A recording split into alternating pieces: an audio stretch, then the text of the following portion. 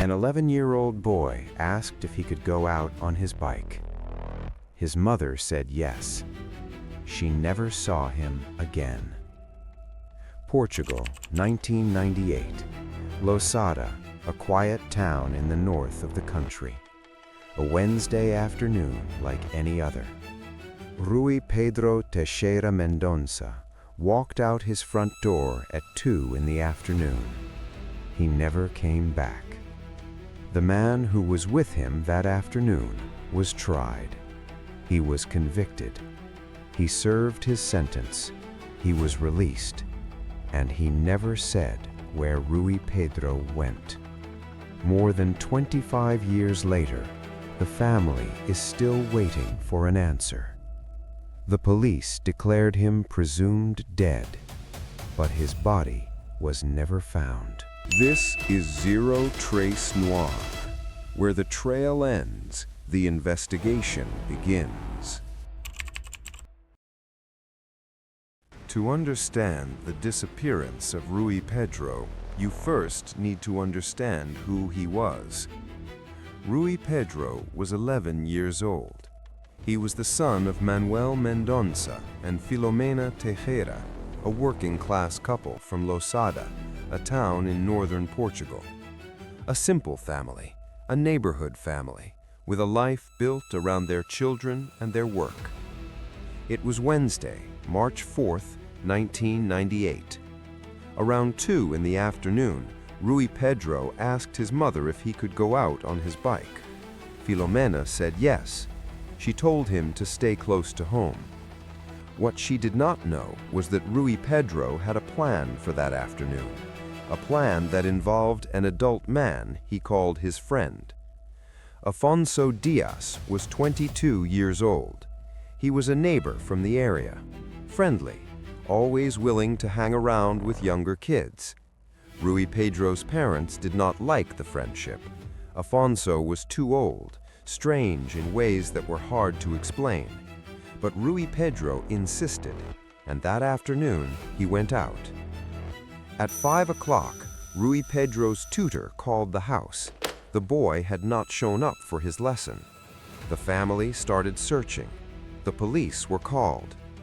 And that is when Rui Pedro's story became something far larger than a simple disappearance. Because in the very first hours of the investigation, a witness came forward with information that should have changed everything. A woman who had seen Rui Pedro that afternoon, who had spoken to him, who had watched him cry. The police heard what she had to say and completely ignored it. Alcina Dias was a sex worker. She operated in the Lousada area. And on the afternoon of March 4th, 1998, she witnessed something she could never forget. Afonso Dias showed up at her workplace. With him, a child, a boy of 11 with red eyes from crying. Alcina asked the boy if his mother knew he was there.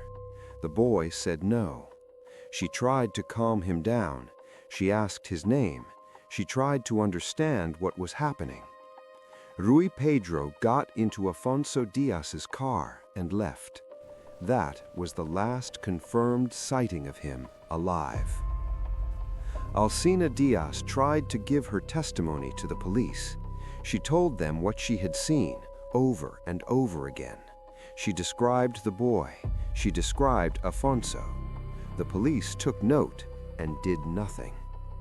Years later, in court, one of the detectives from the original investigation admitted that he had known about Alcina Dias from the very beginning. He knew and never formally heard her testimony. The justification he gave was a single word that froze everyone in the courtroom. I forgot. While the police forgot the only eyewitness to the case, Afonso Dias remained free. He stayed in the community, and according to Rui Pedro's father, his financial resources increased mysteriously in the weeks following the disappearance. Cases like Rui Pedro's prove that a trail never fully disappears. It simply gets buried. waiting for someone with the courage to go looking. If you live to decode these mysteries, join Zero Trace Noir. Subscribe and turn on the bell. The next case file might change everything you think you know. But the failure with Alcina Diaz was only the beginning, because in the weeks that followed, evidence emerged linking Rui Pedro to something far larger. International networks, computers seized across multiple countries, and 750,000 images that should never have existed. In September 1998, 6 months after Rui Pedro's disappearance, 13 police forces across different countries coordinated one of the largest anti-child pornography operations in history.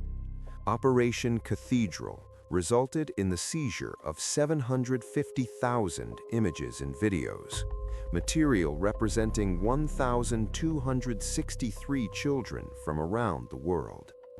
Among the few children who could be identified, just 16 was Rui Pedro. 16 children out of 750,000 images. Rui Pedro was one of them. Journalist Ana Leal from Portuguese television channel TVI was the one who pushed furthest along this line of investigation. She obtained photographs from computers confiscated from pedophiles in the Netherlands and Switzerland. In some of the images, features consistent with Rui Pedro could be recognized. In one photograph, handed over to police in 2002, a boy appeared gagged with signs of torture. The family recognized their son. The police said forensic analysis could not confirm it was him. The investigation was closed in 2011 on the grounds that there were no more leads to follow. But journalist Ana Leal had reached that evidence before the police, every single time. The police were always one step behind TVI's investigation. It was a disgrace. And while that investigation was being shut down, another process was about to begin in Portugal. Because in 2003, new evidence pointed directly at the man who had been with Rui Pedro that afternoon. The man who had said something in front of multiple witnesses on the day of the disappearance that nobody could ever explain. On the day Rui Pedro disappeared, Afonso Diaz ran into the boy's father on the street. He looked at him and said, "If you want Rui Pedro, close the borders." There was no explanation for the words. The borders were not closed. It was not until 2011, 13 years after the disappearance, that Afonso Diaz was formally put on trial. The charge was kidnapping, not murder, not trafficking, just kidnapping. In court, Alcina Diaz formally identified him for the first time. The crime reconstruction was presented, and it revealed that Afonso Diaz could not account for what he did between 2 and 6 o'clock on the afternoon of the disappearance. 4 hours, no explanation, no alibi, no words. In March 2012, the court acquitted Afonso Diaz due to insufficient evidence. In October 2014, a second trial convicted him to 3 years in prison for the kidnapping, only those hours of that afternoon. With a reduction for good behavior, he served 2 years. In 2017, Afonso Diaz walked out of prison, free, in silence. Already out of prison, he gave an interview to a Portuguese newspaper and said he had been the victim of a great injustice. He blamed Rui Pedro's family for his imprisonment. He never said where Rui Pedro went. And there is one detail that most coverage never highlighted. Afonso Diaz had no steady income.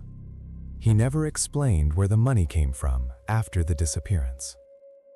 and he had contacts in one of the European cities most associated with international child trafficking. In 2019, 21 years after the disappearance, the Portuguese state declared Rui Pedro's presumed death. The police formally closed the search. Filomena Teixeira, his mother, found out through the television. She still believes her son is alive. Over the years, she visited hospitals, traveled outside Portugal, was hospitalized after viewing child abuse material in an attempt to recognize her son. She founded an association for families of missing children. She wrote public letters to her son on his birthdays. "I will wait for you until eternity." His father, Manuel Mendonça, said the police spent years playing games with the case, that they collected no physical evidence, that they ran no DNA tests, that they believed Rui Pedro had simply run away from home and would come back.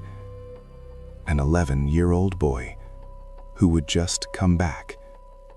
The family's lawyer sued the Portuguese state for critical failures in the investigation.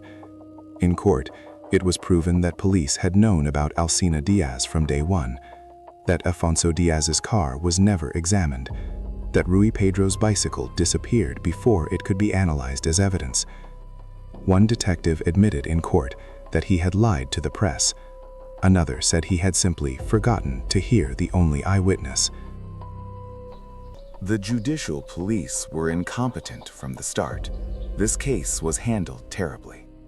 Filomena Teixeira, Rui Pedro's mother. Rui Pedro would be 38 years old today. He would have grown up in a town in northern Portugal. He would have had friends, perhaps a family of his own, perhaps children. No court in the world identified who made him disappear. No authority ever found his body. The only man who knows what happened in those 4 hours of March 1998 is free and has chosen silence.